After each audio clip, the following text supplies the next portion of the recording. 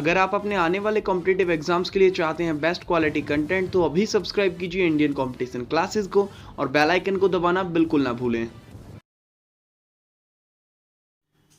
Hello student, आज हम लेकर आए भूगोल का एक बहुत important topic plates of India, मतलब भारत के पठार।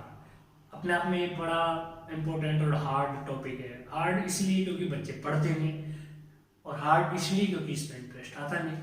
तो आज देखते हैं थोड़ा सा इसको और आसान बनाने के लिए हम क्या करते हैं। ठीक है, सबसे पहले जैसा कि मैंने बोला, हर वीडियो में बोल रहा हूँ, देखो अपने आप मैप बनाना आना चाहिए। अभी मैंने ये मैप इसीलिए थोड़ा सा पहले ड्रॉ कर लिया टाइम सेविंग के लिए। शुरू से मेरा यही है, क्योंकि मुझे एक्चुअली अगर ये डिजिटल बोर्ड होता तो ये बना हुआ मिलता, मैं बस समझाने में अपना टाइम लगाता। ठीक है, तो चलिए हम देखते हैं इसी रिसोर्सेज के साथ हम कैसे समझा पाते हैं। देखिए, सबसे पहले मैप को क्लियर होना चाहिए, कहाँ कौन सी मतलब राज्य है, कौन कौन से स्टेट्स है। क्योंकि एक्चुअली ये पठार हमारे मुख्य पठार हैं, इनकी लोकेशन पूछी जाती है, कौन सी मतलब कौन किसके बीच में है, कौन किसके ऊपर है। इस तरीके से आपको इसलिए लोकेशन जरूर इंपॉर्टेंट है। ठीक है, तो आइए हम डिस्कस करते हैं। देखिए, ये आपकी क्या है, अरावली। ये आपकी क्या है, अरावली पर्वत श्रृंखला, जो भी हमने इससे पहले पढ़ ली है। ठीक है, इसमें मतलब दक्षिण भारत के माउंटेन्स में ये आपकी कौन सी है जी, विंध्याचल, जो दक्षिण भारत को डिवीजन हो जाएगा क्या, दक्षिण भारत को उत्तर भारत से अलग करती है, उत्तर भारत और दक्षिण भारत को अलग करती है। ठीक है, तो बाकी और सब बातें इसके बारे में आपको पता ही है। देखिए, ये एक पठार है, कौन सा है, मेवाड़ का पठार। क्या पठार है, मेवाड़ का पठार। तो जी मेवाड़, हाँ पठार। चलिए, पठार पढ़ने से पहले सबसे पहले हम समझते हैं पठार होता क्या है। देखिए, शुरू में मैंने बताया था कि पर्वत और पठार में क्या डिफरेंस होता है। देखिए, दोबारा बता देता हूँ। जो जैसे इस तरीके से पीक बनाते हैं, जो भी ऊंची ऊंची चोटियां, वो क्या कराते हैं, पर्वत, मतलब इसमें पीक होती है। पठार जिनकी पीक समतल होती है, जिनकी चोटी क्या होती है, समतल, फ्लैट। ठीक है, वो क्या होते हैं जी, पठार होते हैं। ठीक, अच्छा, ये बनते कैसे हैं, इनकी उत्पत्ति कैसे होती है, या ये कितने प्रकार के होते हैं। ठीक है, इनके प्रकार पढ़ते हैं। तो ये ना 3 प्रकार के होते हैं। एक तो हिंदी में लिख दूंगा, इंग्लिश में लिख दूंगा, प्लेट विवर्तनिका, विवर्तनी, विवर्तनी। ठीक है, ये समझ लीजिएगा, प्लेट टेक्टोनिक थ्योरी,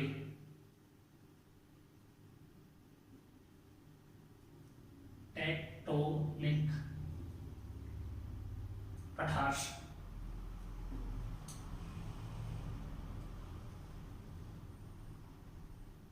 ठीक है, सेकंड क्या होते हैं, ज्वालामुखी पठार,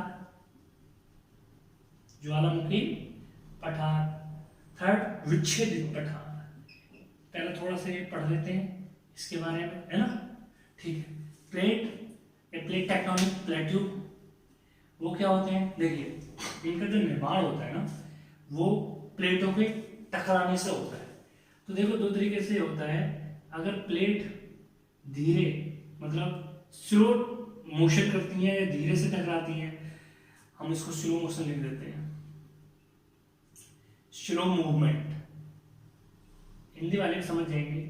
और अगर ये फास्ट मूवमेंट करती है, तो अगर फास्ट मूवमेंट करती है तो ऊंचाई ज्यादा बनती है, पीक बनती है, तो मतलब पर्वत बनते हैं।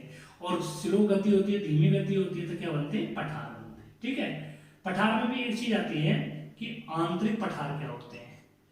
ठीक है, आंतरिक पठार क्या होते हैं, भाई वो पठार होते हैं, जैसे ये पर्वत है और इनके बीच में ये एक इस तरीके से ये पर्वत है, पर्वतों के बीच में, मतलब जो पठार या जो समतल एरिया पर्वतों से घिरा हो, वो क्या कहलाता है, आंतरिक पठार। क्या कहलाता है, आंतरिक पठार। ठीक है, तो इसके एग्जाम्पल हमारे क्या होते हैं, जैसे भाई पामीर का पठार है ना, पामीर का पठार आपको पता है यहाँ है। ठीक है, तो वो आपको पता है किस किस पर्वत से घिरा हुआ है। यहाँ पे कौन सा है, कुनलुन पर्वत, हिंदुकुश पर्वत, काराकोरम श्रेणी है यहाँ पे। ठीक है, और यहाँ पे फिर नीचे हिमालय है। ठीक है, तो ऐसे पर्वतों को आंतरिक पठार कहते हैं। पामीर का पठार, पामीर का तिब्बत का पठार और अपना भारत में कौन सा, दक्कन का पठार। दक्कन का पठार क्यों, ये रहा दक्कन का पठार, ये सारे मिलकर क्या कहलाते हैं, दक्कन का पठार। ठीक है, तो अभी बता देंगे। तो क्यों, देखो इधर पश्चिम घाट के पर्वतों से घिरा हुआ है, इधर पूर्वी घाट के पर्वतों से घिरा हुआ है, इधर यहाँ पे नीलगिरी की पहाड़ियां हैं। तो ठीक है, और दक्कन का पठार, आंतरिक पठार क्लियर होगा। ठीक है, अब ज्वालामुखी पठार देखते हैं। ज्वालामुखी पठार, ज्वालामुखी पठार क्या होते हैं, जैसे भाई जो ज्वालामुखी क्रिया के द्वारा उत्पन्न होते हैं।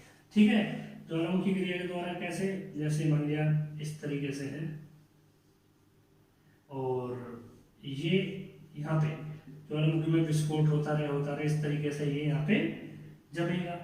तो ये लावा के जमने से, जिनका निर्माण क्या होता है, लावा के जमने से, लावा, और लावा के जमने से वो कैसी चट्टान बनती है, बेसाल्ट चट्टान। ठीक है, बेसाल्ट चट्टान। ठीक, अच्छा, तो अब लावा के जमने से बेसाल्ट चट्टान। अच्छा, बेसाल्ट चट्टानों का जो क्षरण होता है तो उससे काली मिट्टी बनती है, क्या बनती है, ब्लैक सॉइल। ठीक है, ये क्रिया समझ में आई। ठीक, तो इसके एग्जाम्पल हम देख लेते हैं। इसका एग्जाम्पल है दक्कन का पठार। अब दक्कन का पठार ना दोनों टाइप का है, कौन सा, एक तो ये प्लेट विवर्तनी की पठार भी है, क्लियर है, और एक ये ज्वालामुखी पठार भी, ध्यान रखना, दक्कन का पठार। ठीक है, तीसरे को थोड़ा सा क्लियर कर देते हैं, विच्छेदित। विच्छेदित क्या है, जो मिट्टी के अपर्दन, जैसे आपके अपशिष्ट पर्वत होते हैं ना, कि अपर्दन की क्रिया से जिनका निर्माण होता है वो विच्छेदित पठार होते हैं। ठीक है, ये क्लियर हुआ। आइए हम समझते हैं अब भारत में कौन कौन से पठार है, कहां पे हैं। क्लियर है,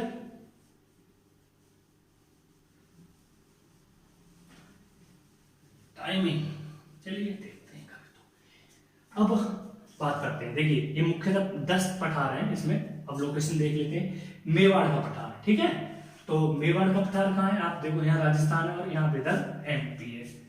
तो मेवाड़, सबसे पहले ना एक तरीका बना लो कि भाई जैसे हमने पर्वत भी पढ़े थे दक्षिण भारत के, तो हमने क्या करते थे, वो कहाँ कहाँ फैला हुआ है, मेवाड़ का पठार कहाँ फैला हुआ है, भाई राजस्थान में तो है, नाम से समझ में आ रहा है, और प्लस एमपी में। ठीक है, अच्छा किस किस के बीच में, अरावली, और ये है एक मालवा का पठार, ये प्योर एमपी में है। अरावली और मालवा के पठार के बीच में, ये लिख दोगे। ठीक है, अच्छा और क्या है, यहाँ से अरावली की श्रृंखलाओं से ना एक यहाँ पे मतलब वो निकलती है बनास नदी, तो ये बनास नदी का क्षेत्र है, मुख्यतः क्या है, ये बनास नदी का क्षेत्र है, बनास नदी का क्षेत्र। ये 2-3 बातें आपको पता होनी चाहिए, इनसे क्वेश्चन आते हैं। ठीक है, चलिए क्लियर हुआ। ठीक, अब नेक्स्ट देखो कितना सिंपल है, अगर आपको पता है ये कहाँ है, भाई अगर आपको मैप को पता है तो बता देंगे। अच्छा किसके बीच में, अरावली पर्वत श्रृंखला और मालवा के बीच में है ना, है। और बनास नदी ये वहां से निकलती है, मतलब राजस्थान से निकलती है, राजस्थान की नदी है, तो ये इस तरीके से बनास नदी का भी क्षेत्र बता देंगे इसे। ठीक है, नेक्स्ट मालवा का पठार सबसे पहले कहाँ विस्तार है, ओनली एमपी में, क्लियर है। अच्छा, और इसके बारे में क्या है इंपॉर्टेंट बातें, जैसे मालवा का पठार बता देंगे इनके बीच में है, ये बुंदेलखंड का पठार है, तो ये बनास नदी, हाँ ये चंबल नदी का क्षेत्र है। अच्छा, और दूसरा क्या है, ये बेसाल्टिक पठार, बेसाल्ट चट्टानों से बना हुआ है, बेसाल्ट चट्टान है, तो इसमें क्या है, काली मिट्टी का भी अधिकता पाई जाएगी, काली मिट्टी की अधिकता पाई जाएगी तो उपजाऊ होगी जमीन। ठीक है, चलिए, और ये जो है ये चंबल नदी का क्षेत्र है, क्या है, चंबल नदी का क्षेत्र है, क्लियर है। ठीक, ये 2-3 बातें बस। ठीक है, अब बात करते हैं आगे, इसके आगे क्या है, बुंदेलखंड। अच्छा, और ये है बघेलखंड, मैं बोल रहा हूं समझ जाना, बघेलखंड। बुंदेलखंड की बात आती है, इतना ही बहुत है, इतना ही नोट्स बना लेना, इतनी काफी है। बुंदेलखंड के आते हैं, सबसे पहली बात आती है, ये है कहाँ, है ना, ये एमपी प्लस यूपी दोनों में, क्योंकि यूपी में भी एक बुंदेलखंड का क्षेत्र है, झांसी वगैरह जो है, ठीक है, वो एमपी से लगे हुए हैं। ठीक, चलिए। अच्छा, और क्या है, ये बुंदेलखंड ना बिल्कुल इनके बीच में है, मालवा और, अब मैं बुंदेलखंड की दिखा दूं पोजीशन, मान लिया बुंदेलखंड का है, बुंदेलखंड, ठीक है, तो यहाँ है, इसके इधर है क्या, और इसके इधर तो है बघेलखंड का पठार, बघेलखंड, और इधर क्या है, सिंपल मालवा का पठार, ये पूछा जाता है। और ऊपर की बस ध्यान रखनी है ना, ऊपर बहती है इसकी यमुना नदी, ठीक है, यहाँ पर क्या कौन सी नदी है, यमुना नदी है ना। 2-3 बात, कौन सी नदी, चंबल नदी का क्षेत्र, कैसी मिट्टी है, हाँ याद आया, मिट्टी ये है जी ग्रेनाइट चट्टानों का, ग्रेनाइट चट्टानों का, और फिर ग्रेनाइट चट्टान तो लाल मिट्टी, लाल मिट्टी का क्षेत्र है, ठीक है, क्लियर है, ठीक। नेक्स्ट आगे पढ़ते हैं, बघेलखंड,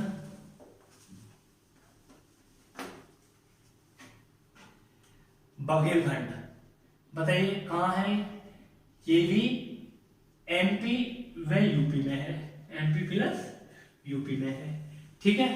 अच्छा, ठीक। दूसरा ऐसे तो बोल देंगे, हाँ, ये एक ऐसा पठार है जिससे 2 नदी निकलती है, लेकिन दोनों विपरीत दिशा में निकलती हैं, ठीक है। इससे मान लीजिए जैसे बघेलखंड का है पठार, ये बघेलखंड का पठार है, इसमें से 2 नदी निकलती है, दोनों विपरीत दिशा में। इधर सोन नदी निकलती है, सोन नदी ये गंगा और यमुना नदी की क्या है, सहायक, ठीक है, वो लिख लेंगे।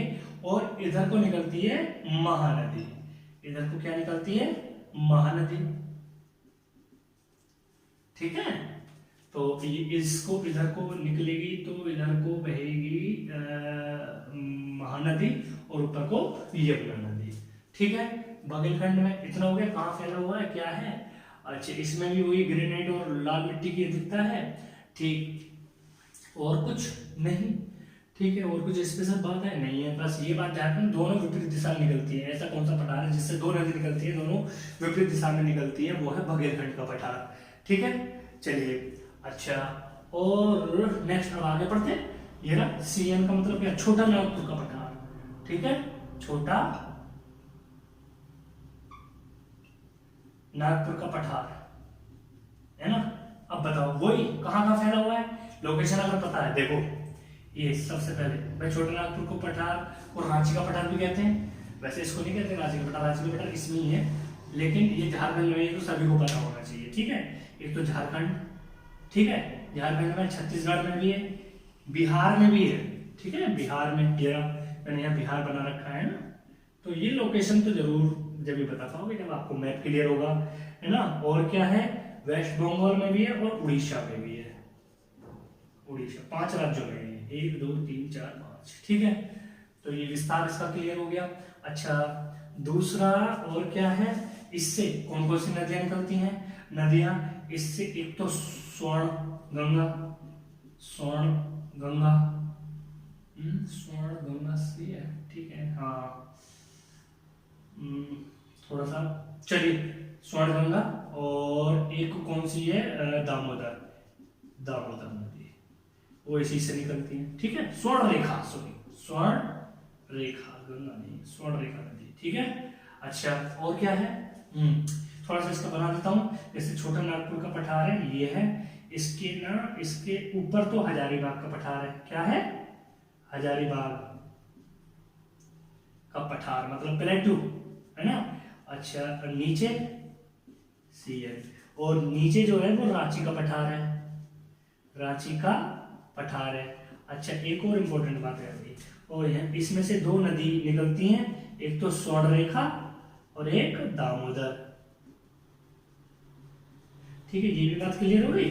अच्छा, इस इधर राजमहल पर्वत है, राजमहल की पहाड़ियां, ठीक, समझ रहे हैं, ऊपर क्या है ये, नीचे क्या है ये, अब ये 2 रेखा है, ये 2 नदियां निकलती है। दूसरी बात, और क्या है, हाँ, वेरी वेरी इंपॉर्टेंट है, इसको ना, इसमें कौन कौन से, मतलब धातु, बहुत ज्यादा खनिज संपन्न है ये, धातु और कोयला, ये मिनरल्स निकलते हैं, मिनरल्स, ठीक है। इसीलिए इसे ना भारत का रूर कहते हैं, भारत का रूर, वेरी वेरी इंपॉर्टेंट। क्यों कहते हैं? क्योंकि खनिज की दृष्टि से, मिनरल्स का मीन्स होता है खनिज, खनिज की दृष्टि से धनी पठार है, ठीक। अच्छा, और बाकी हाँ एक और बात, सबसे इंपॉर्टेंट बात, इसी को भारत का पूर्वी पठार कहते हैं। क्या कहते हैं? भारत का पूर्वी पठार कौन सा है? ये इसके पूर्व में कोई और पठार नहीं है। जबकि ये क्या है? पूर्वोत्तर पठार। ये क्या है? पूर्वोत्तर पठार। ध्यान रखना, ये उत्तर भी हो गई ना दिशा, ऐसे ये पूर्वी पठार ये है, ठीक है। तो देखिए वीडियो कैसी लगी ये जरूर हमें कमेंट्स में करके बताएं, ताकि फिर हमें मोटिवेशन मिले आगे की वीडियो बनाने में। और अगर पसंद आए तो लाइक करना ना भूलें, अपने दोस्तों को शेयर करें, ठीक है। तो मिलते हैं किसी ऐसे इंपॉर्टेंट टॉपिक के साथ। और हाँ एक बात ध्यान रखना, हमारा जो सिलेबस हम चला रहे हैं बिल्कुल कंटिन्यूएशन में चला रहे हैं, इधर से उधर ऐसा कुछ नहीं चला रहे हैं। आप उठा कर देख लीजिए, हमारी सारी सीरीज बिल्कुल कंटिन्यूएशन में चलाएंगे, पूरा सिलेबस करवाएंगे, ठीक है, 1 by 1। और देखिए पूरा फायदा उठाइए लॉकडाउन का भी, ठीक है। ओके, मिलते हैं अगली वीडियो में। Thank you. तो आज के लिए इतना ही रहने वाला है वीडियो में। उम्मीद करते हैं आपको ज़रूर पसंद आया होगा। पसंद आया हो तो लाइक और शेयर ज़रूर कर दें। अगली वीडियो के लिए चैनल को सब्सक्राइब ज़रूर करें। Thank you.